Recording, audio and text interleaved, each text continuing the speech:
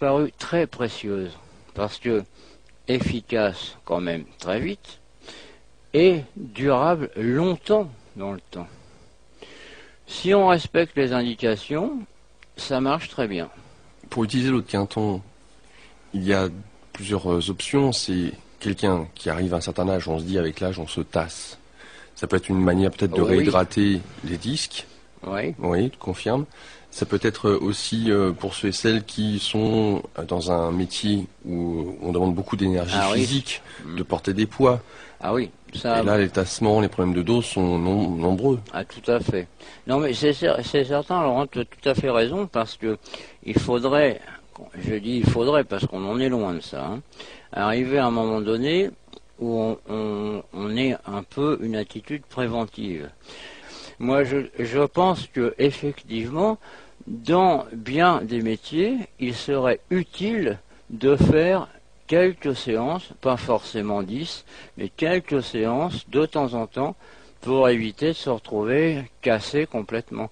Parce que ce qu'il faut se dire, c'est que quand ces gens-là se mettent à avoir mal, c'est pas pour rigoler, hein. Et il y en a qui se retrouvent au lit et pour longtemps. Alors, c'est pas rentable non plus. La politique actuelle des soins, c'est de dire attendez que ça casse et après on verra. Ça fait écho un peu à l'émission d'Alexandre juste précédemment, qui nous parlait du nucléaire et des déchets nucléaires. Ah bah voilà. C'est le même topo. Alors, pour qu'il y ait eu Jean-Yves Billien, qui est donc réalisateur, qui a fait ce film sur l'eau de Quinton, et dans lequel tu figures, est-ce à dire que tu es une référence en France sur l'eau de Quinton? Oh, je vais pas avoir cette prétention.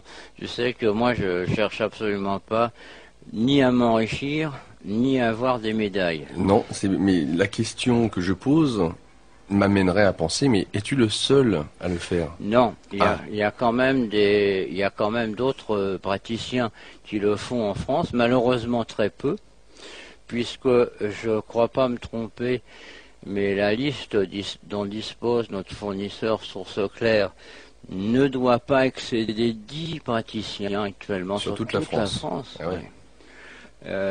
C'est dommage. Parce que, si tu veux, cette technique a un gros inconvénient, c'est qu'elle est trop efficace, trop vite, et elle est beaucoup trop simple. Si tu veux, si on avait... Quand j'entends, par exemple, les grandes déclarations des grands scientifiques prétentieux, etc., qu'on nous balance à la télé ou à la radio, ils amènent avec des produits dont personne comprend le nom, des noms à rallonge, qui ont été mis au point dans des laboratoires, ils sont tous mis ensemble sur tous les continents. Alors toi, tu t'amènes avec ton flacon d'eau de mer en disant « Coucou, mais moi je vais vous soigner tout ça », tu passes pour le déranger du coin, tu vois. Le mec qui a fumé la moquette ou qui a perdu sa raison. Alors, on dit que l'union fait la force. Bah oui, mais il n'y en a pas d'union. Alors, qu'est-ce qu'on attend? Exactement. Moi, je suis bien d'accord. J'attends avec impatience, parce que j'avance en âge quand même, hein, je suis quand même pas très loin des 60 ans. Eh ben, si tu veux, je voudrais quand même voir avant de mourir qu'il y ait une espèce de cohésion qui se fasse entre les gens des médecines alternatives. Il faut qu'on se réunisse entre nous, parce que les autres en face, c'est des gangsters, c'est des voyous, faut pas essayer de traiter avec eux. Ils nous veulent que du mal, ces gens-là. Moi, je les approche de très près, je suis en procès régulièrement avec eux, ils veulent notre peau. Ça, c'est clair. Alors, c'est pas la peine d'essayer de passer par des voies, de dire on va essayer de faire reconnaître ceci ou cela. Ils reconnaîtront les choses quand elles existeront. Pourquoi l'homéopathie n'est pas disparue? C'est à cause de ça. Ils la méprisent toujours autant. Ils considèrent toujours autant que c'est de la merde. Mais ils peuvent plus la supprimer. Parce que politiquement, ça coincerait. Tu sais qu'il y en aurait qui ne seraient pas réélus. Hein. Alors, comme ils ont peur de tout ça, faut jouer là-dessus. Il faut qu'on arrive, nous, à constituer une force dans nos métiers, qui vient de nos métiers, parce que le Quinton en est un aspect, mais il y a plein d'autres choses oui, dans les médecines alternatives.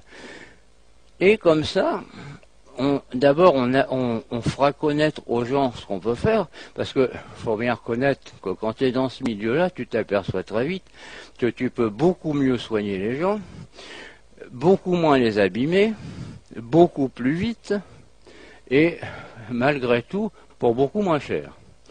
Alors, si tu veux, ce sont quand même, à mon avis, des points extrêmement importants dans notre escarcelle pour les faire valoir.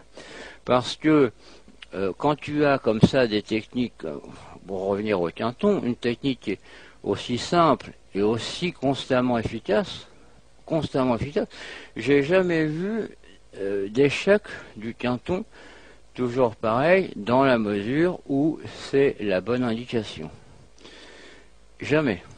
Alors, quand même, quel est le scientifique qui, à l'heure actuelle, peut m'opposer une technique d'une telle puissance d'action et de constance d'action et de durabilité dans le temps? Ben, j'attends qu'on m'en propose, hein, surtout dans ce domaine du dos. Alors là... Est-ce que, et ce sera peut-être un message à lancer à ceux et celles qui nous écoutent, qui ont fini peut-être leur doctorat? Oui, bien sûr. Et qui s'intéressent effectivement à tes propos, bah, déjà d'une part de regarder le film de Jean-Yves Billien, oui, tout à fait, que vous pouvez trouver, vous tapez Jean-Yves Billien. Jean-Yves Billien sur Internet, vous tombez sur son site avec tous les différents DVD qu'il vous propose.